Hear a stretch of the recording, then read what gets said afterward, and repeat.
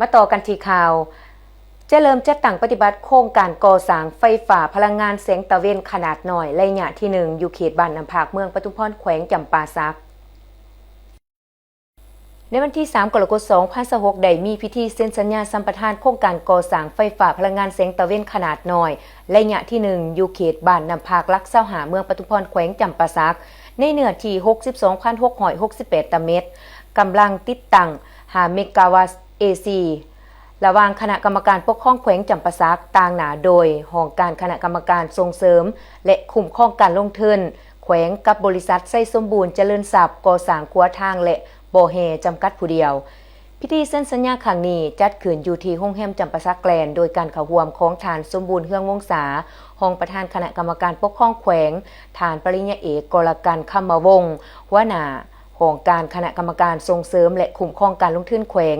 ฐานปริญญาเอกคำเฟงศูนย์ดาวเฮืองห้องหัวหน้าแผนกอุตสาหกรรมและการค้าแขวงฐานเดชนครคอนสวรรค์ห้องประธานคณะกรรมการปกครองเมืองปทุมพรฐานแสงเพชรใจยวงศ์ห้องอำนวยการบริษัทไส้สมบูรณ์เจริญทรัพย์ก่อสร้างขัวทางและบ่อแฮจำกัดผู้เดียว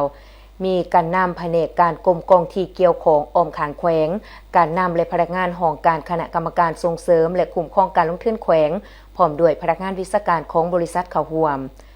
ตั้งหน้าคณะกรรมการปกครองแขวงลงนามโดยฐานปริญญาเอกกรกันคำมวงศ์หัวหน้าห้องการคณะกรรมการส่งเสริมและคุ้มครองการลงทุน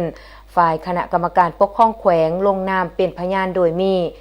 ปริญญาเอกคำเฟงศูนย์ดาวเฮืองห้องหัวหน้าแผนกอุตสาหกรรมและการค้าแขวงฐานเดชนครคอนสวรรค์ห้องประธานคณะกรรมการปกครองเมืองปทุมพร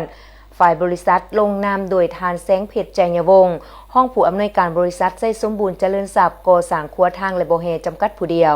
และลงนามเป็นพยานมีฐานนางลีนือวางหัวมาวหัวหน้าจัดตั้งบุคลากรบริษัทมีการนำแผนกการกรมกองที่เกี่ยวของอ้อมขางแขวงการนำห้องการคณะกรรมการส่งเสริมและคุ้มครองการลงทุนแขวงพร้อมด้วยพนักงานวิชาการของบริษัทเข้าร่วมเป็นสักขีพยานโครงการดังกล่าวแม่นได้ผ่านกองประชุมเจรจาห่างสัญญาสัมปทานในวันที่3 กรกฎาคม 2026อยู่ห้องการคณะกรรมการส่งเสริมและคุ้มครองการลงทุนแขวงซึ่งได้เห็นดีเป็นเอกภาพกันทั้งด้านเนื้อในและระยะการสัมปทานโครงการ25 ปีทุนจดทะเบียน$2,500,000 สหรัฐซึ่งเป็นทุนบริษัทเองการเซ็นสัญญาสัมปทานโครงการนี้ปฏิบัติตามข้อตกลงของคณะกรรมการปกครองแขวงจำปาสักเลขที่632/คปคลงวันที่2 กรกฎาคม 2026ว่าด้วยการมอบสิทธิ์ให้ห้องการคณะกรรมการส่งเสริมและคุ้มครองการลงทุนแขวงต่างหน้าให้คณะกรรมการปกครองแขวงเซ็นสัญญาสัมปทานดังกล่าวซึ่งจะเริ่มจัดตั้งปฏิบัติโครงการนับแต่มือลงลายเซ็นเป็นต้นไปโอกาสนี้บริษัทไส้สมบูรณ์เจริญทรัพย์ก่อสร้างขัวทางและบ่อแฮจำกัดผู้เดียว